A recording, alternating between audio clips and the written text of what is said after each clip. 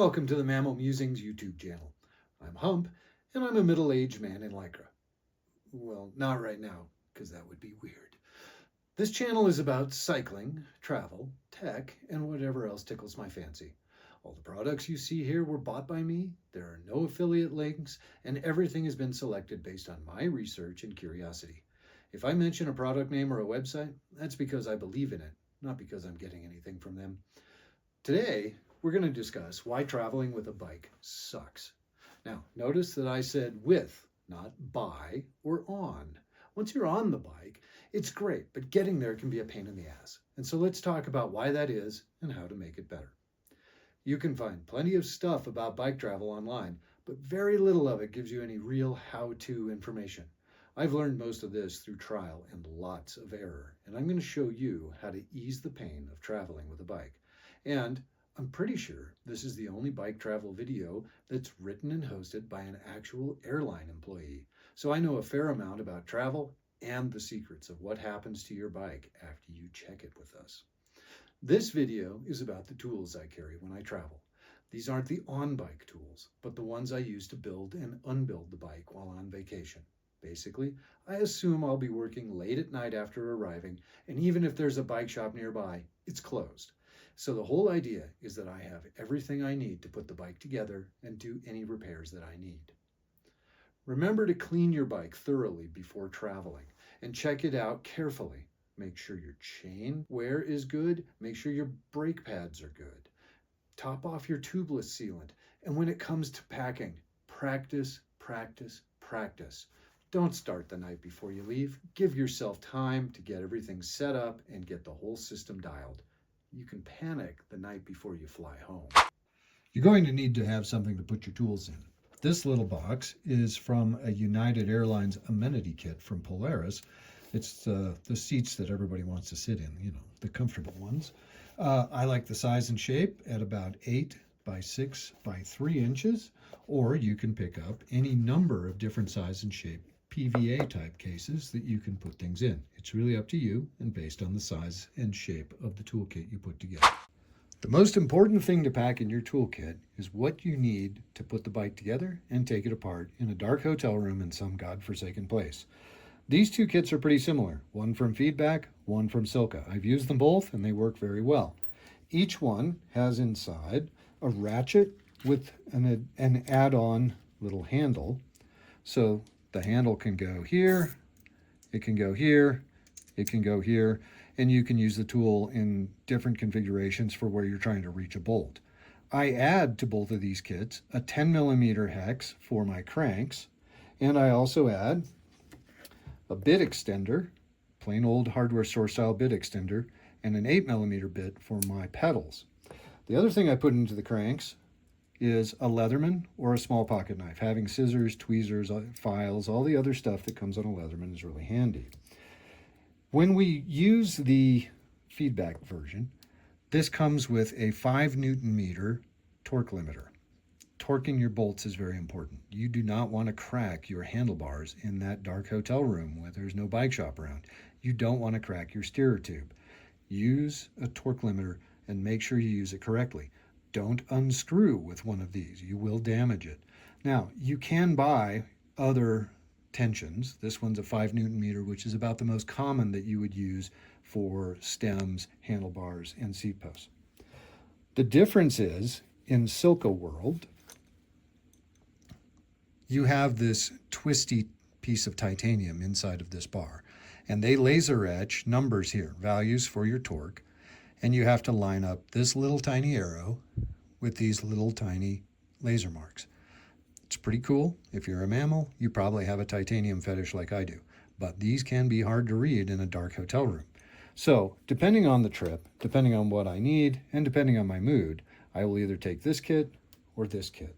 In either case, what I always add is a 1/4 hex 5mm drill bit and an 8mm nut driver. The reason is, if I have damage to my travel case, I can go buy 5mm bolts and nuts, I can drill things out, and I can put them back together pretty easily in that dark hotel room. Next up, we have the Wolf Tooth chain link pliers. These are pretty cool because they have a little magnetic holder and you can put spare links in them. They have a little tire lever here that I wouldn't use on carbon rims.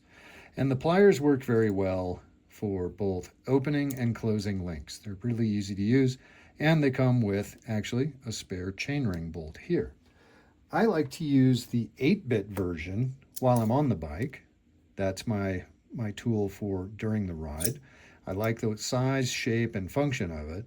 So maybe bringing this is a little redundant, but this stays in the box, that stays on the bike, and I always know what I have, where, and when.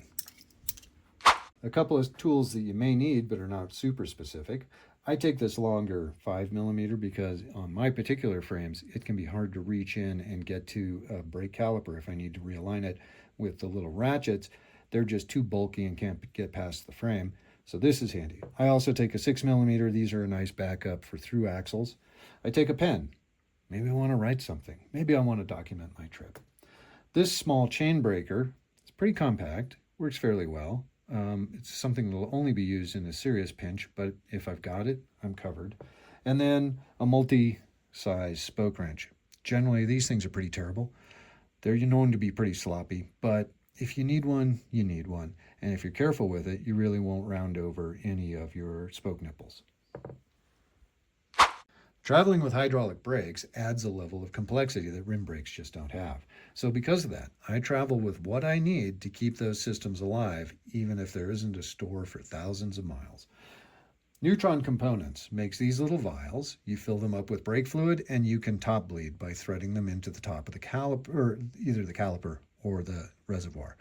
I ordered them with colored end caps, and I sandblasted them on my sandblaster because I have a sandblaster and I'm going to use it. So I have orange for .51, I have silver for mineral, and I take whichever one I need on that particular trip based on the bike that I have. If you're going to bleed brakes, you need a bleed block, and I take a couple of barbs and olives just in case I have to deal with a cut line. When you get on the plane, grab some alcohol wipes. These are great for cleaning up after brake messes.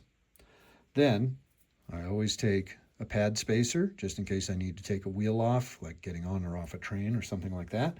I don't want to squeeze those pads together. If I do, I use these CMH Printed Designs pad spreaders. You can buy them in 2 sizes off the website, with or without magnets. You can also find these on Temu, and you can find them on Alibaba. Don't buy them there. Buy them from CMH, buy from the guy that designed them. And then, if I have to recenter my caliper, this Beersman razor clamp drops right on top of the rotor. You roll it into the caliper, and then you center it right around there. You loosen the bolts.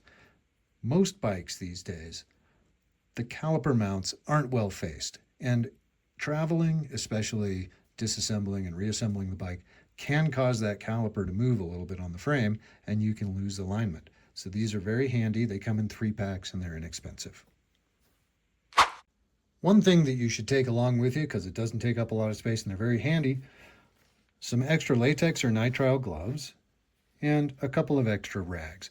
These are handy because you can use them to wrap around parts of your frame or other things inside the case that you don't want damaged, and they do double duty for cleaning up.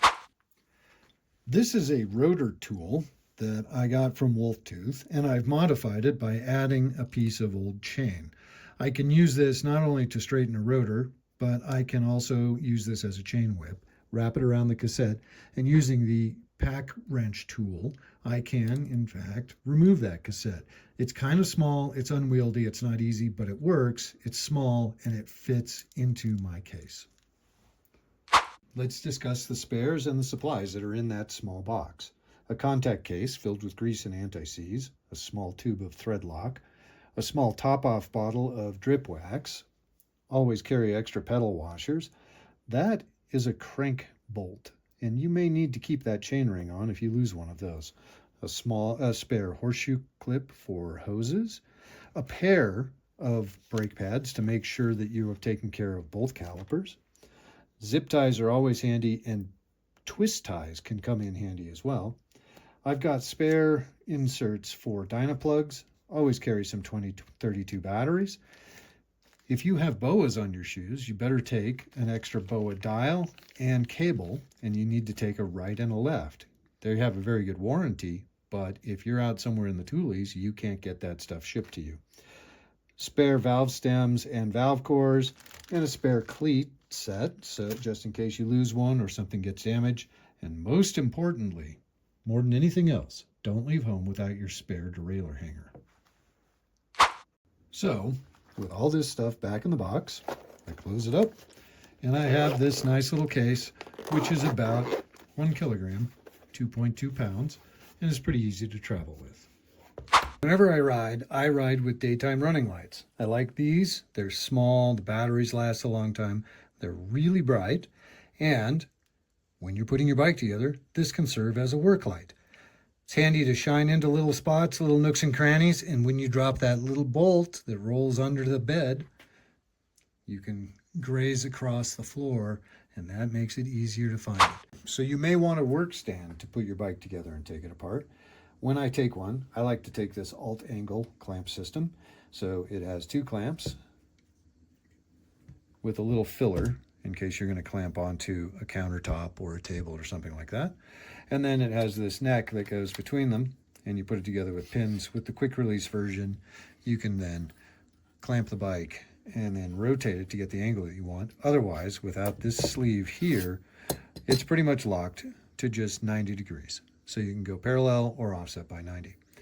This whole thing weighs about 3 pounds. It fits into a reasonable size case, and it really does a good job. Not all the time do I want to take this weight, but when I do use it, I've always been happy, and it's worked very, very well for me. So worth a look if you think that you need a work stand. When it comes time to put your bike together at your destination, and you don't have a stand, what you can do is use a surgical drape like this one. They pack up really small, they're lightweight, they're pretty durable, and you can make a spot that you won't create a total mess on. And when you're done, it folds up nice and small and fits in your travel case. And now we go to the one tool that won't fit in my little blue box, the wolf tooth pack wrench. This is super handy because on this end, I can use it to release and tighten my rotor lock rings, or I can, with the magnetic sockets, put in a cassette socket that would also work on internal rotor lock rings, and an 8mm socket in case I really need to reef on a pedal. So these little sockets, they go inside the travel case, and that goes inside a bag packed with the bike. Okay, folks, that's enough for now. We've talked a little bit about tools and what to take along so that you don't need a bike shop. Thanks for watching, and if you liked what you saw, click some likes below. You can also visit MAMILmusings.com for more information and a little bit more in depth, where we cover travel, tools, bikes, and lots of musings. So give us a shot and tune in for our next video. Thanks.